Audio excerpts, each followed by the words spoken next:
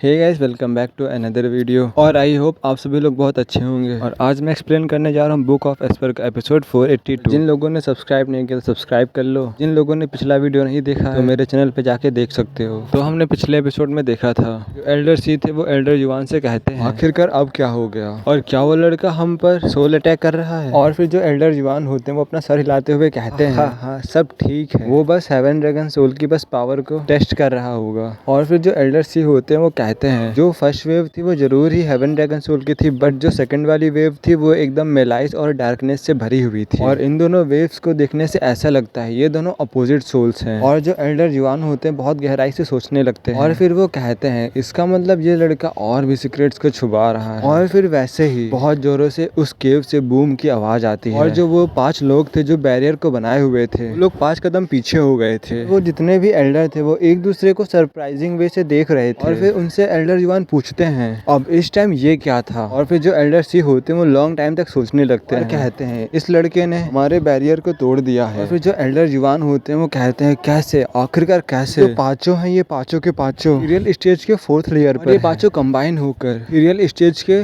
6 layer बंदे को handle कर सकते हैं। आखिरकार इसने इनके बैरियर को बैलून जैसे फोड़ दिया, आखिरकार कैसे। हेवन ड्रैगन सोल है वो स्ट्रॉन्ग है बट नहीं भी आउटरेजियस नहीं है। फिर एल्डर युवान अपने मन में कहते हैं और इस लड़के ने और कौन कौन से सीक्रेट छुपा के रखे हैं। और फिर जो वो केव थी उस केव के 100 मीटर अराउंड कोई भी एक सिंगल चीज नहीं बची थी। 100 मीटर के आसपास हर एक चीज डस्ट बन चुकी थी। और जो divine I of the white थी 4th स्टेज पे पहुंच चुकी थी। सल्यूट ड्यूमैन स्पेस क्रशर और जू फैन की राइट आई में 4 गोल्डन हेलोस फ्लैश कर रहे थे। और जो जू फैन था उसने सिर्फ हेवन ड्रैगन सोल को ही नहीं पाया, जो उसका ब्लडी बेबी था अब वो भी अपग्रेड हो चुका था। अब उसके पास सोल पावर है अनहेयर्ड की, जिससे कि कोई सुन नहीं सकता। यहाँ पर ब्लडी बेबी के बारे में बताया जा रहा है। जैसा कि हम लोगों ने पिछले चैप्टर्स में देखा है उसको इतनी जल्दी कोई देख नहीं सकता एक्सेप्ट हायर कल्टीवेशन। अब जो है उसका जो ब्लडी बेबी वो अपग्रेड हो चुका है। शायद अब ना ही उसको कोई सुन सकता है ना ही कोई देख सकता है। और जो उसकी वाइड की डिवाइन आई है वो भी अपग्रेड हो चुकी है। जब जू फैन डेंजर में होगा तो ये जू फैन के लिए एक यूनिवर्सल मूव हो सकता है। और तो और जू फैन इंटेंस वाइब्रेशन के साथ में 100 मीटर के आसपास हर एक चीज को इनहाइलेट कर सकता है, मतलब चीज को खत्म कर सकता है, हर एक चीज को धूल में मिला सकता है। जू फैन बिना कुछ छोड़े किसी को भी मार सकता है। इससे फर्क नहीं पड़ता है कोई भी आर्मी उसके लिए भेजी गई। जू फैन को कोई भी टच नहीं कर सकता। इस टाइम पर जो जू फैन था वो ग्राइंड कर रहा था और जो जू फैन का कॉन्फिडेंस था हेवेंस में शोर मचा रहा था। और अब जू फैन की सेफ्टी के लिए कोई भी डर नहीं था।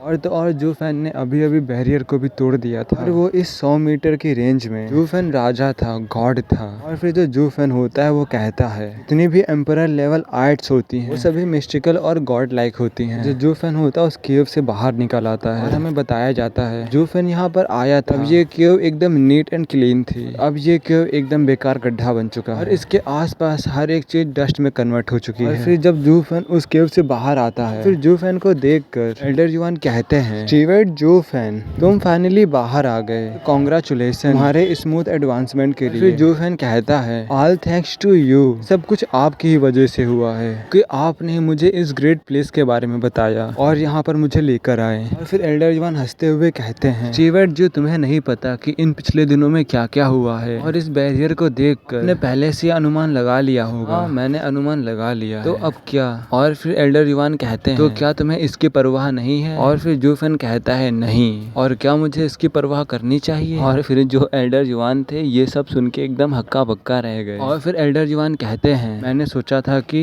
इसके बारे में सबसे पहले मुझसे सवाल पूछोगे और मैंने इसके जवाब के लिए एक अच्छा आंसर भी ढूंढ लिया था, पर अब तुम्हारी बातों को सुनकर ऐसा लग रहा है कि वो सब अब वेस्ट हो जाएगा। फिर जो जू फैन होता है वो हंसते हुए कहता है हा हा मैंने भी उतना ही सोचा, अगर मुझे सच नहीं पता तो पूछने का क्या मतलब है। और फिर जू फैन एल्डर युवान से दोबारा से कहता है एल्डर युवान अगर मैं सही सही बताऊं मेरा इस डीमन स्कीमिंग सेक्ट में जो ग्रेटेस्ट गेन है वो आपसे मिलना था। और इस वर्ल्ड के बारे में आपसे बात करके मेरी लाइफ से ज्यादा मेरी आंखें खुल गई, खासकर ह्यूमन नेचर के 4 रियल्म्स के बारे में। एल्डर युवान इंटरेस्टेड होते हुए कहते हैं कौन से 4 रियल्म। और जू फैन कहता है जो पहला है वो इग्नोरेंस है, second aware of oneself but not of one place, defined by misplaced overconfidence and conceit, third knowing oneself and their place, fourth knowing the ways. भाई लोग अगर नहीं समझ में आया है तो फिर जाने दो। फिर जू फैन कंटिन्यू होते हुए कहता है एल्डर युवान मैं फंस चुका था 3rd रियल में शार्प आई साइड के साथ। उस टाइम पर मेरा हाइट बहुत ज्यादा हैवी था और उस समय मुझे ऐसा लग रहा था कि मैं मैंने पूरी दुनिया को अपने कंधों पर उठा लिया और किसी भी दुर्घटना के डर से खुद को रोक लिया, पीछे कर लिया। लेकिन अब जब मैं चौथे रियल में हूँ तो आप कौन है और मैं कहाँ हूँ, इसका अर्थ खो गया है। और जो मायने रखता है वो सिर्फ आपके दयालु इरादे। और मुझे यह जानने का भी मन नहीं है कि वे एक्सपर्ट्स कौन थे जिन्होंने बैरियर को खड़ा किया था, और या फिर मुझे उन्हें बहुत बड़ा उपकार देना होगा। और ना जानने का अर्थ है वापस भुगतान ना करना। हा हा हा। फिर एल्डर जॉन अपना सर हिलाते हुए कहते हैं, जूफ है, जो तुम्हारा माइंड है वो शार्प है और डिवियस है और तुम सभी चीजों को कैजुअली देखते हो, बट ये सारी चीजें सिर्फ ट्रिक्स हैं और इसकी वर्ल्ड में कोई भी जरूरत नहीं है। ट्रुथ के पाथ में चलना वो सभी चीजों से ग्रेटेस्ट विजडम है और तुमने इस रास्ते पर कदम रख दिया है और तुम्हारा फ्यूचर लिमिटलेस होगा। ये सब तभी हुआ है जब आपने मेरी मदद की है। और फिर जो एल्डर जवान होते हैं वो कहते हैं, ऑफ कोर्स, जो आप हैं, आप होप हैं डीमन स्कीमिंग सेक्ट की, और मैं हमेशा आपके पीछे रहूंगा। और फिर हमें यहाँ पर बताया जाता है जो ये दोनों होते हैं, इस मूवमेंट से ये लोग और ज्यादा पास में आ जाते हैं। और भले ही ये दोनों एक दूसरे से बहुत सारे सीक्रेट्स को छुपा रहे हों, पर तब भी वो दोनों एक दूसरे के साथ फ्रैंक हैं। और फिर कुछ घंटों के बाद जो जुवो फैन होता है वो लेबर ऑफिस वापस आ जाता है। और जब जू फैन सिमेट्री को देखता है वो थोड़ा हैरान हो जाता है। और जू फैन कहता है, आखिरकार डोर्स पर थोड़े से टेस्टर्स क्यों हैं, मतलब टेस्ट लेने वाले लोग थोड़े से क्यों हैं? बस यहाँ से गए हुए थोड़े ही दिन हुए हैं और यहाँ का ट्रेंड पूरी तरीके से बदल चुका है। और फिर जो कुईलेंग और जूलिंग होते हैं तो खुश होकर जू फैन की तरफ भागते हुए आते हैं और कहते हैं, मास्टर अब वापस आ गए। और फिर जो जू फैन होता है वो कहता है, आखिरकार ये सब कुछ क्या हो गया, मुझे यहाँ से जाए हुए बस कुछ ही दिन हुए, ये जगह एकदम डिजर्ट जैसी हो गई। और फिर कोई गैंग और यूयर वो लोग बताते हैं जू फैन को कि आखिरकार यहाँ पर क्या क्या हुआ था। और फिर जो कोई गैंग होता है वो गुस्से में कहता है, मैं और गैंगर यहाँ पर नहीं थे, और अगर हम लोग यहाँ पर होते वो मेरे फादर को ऐसे नहीं छुपाता। हमें बता दो, जब फाइट हुई थी इस लेबर ऑफिस में, जो कोई लैंग था वो ई को जब बचाने जा रहा था, जो वो इलाइट डिसिपल था उसने कोई लैंग को धक्का दे दिया था, जिससे कि कोई लैंग को बहुत ज्यादा चोट आई थी।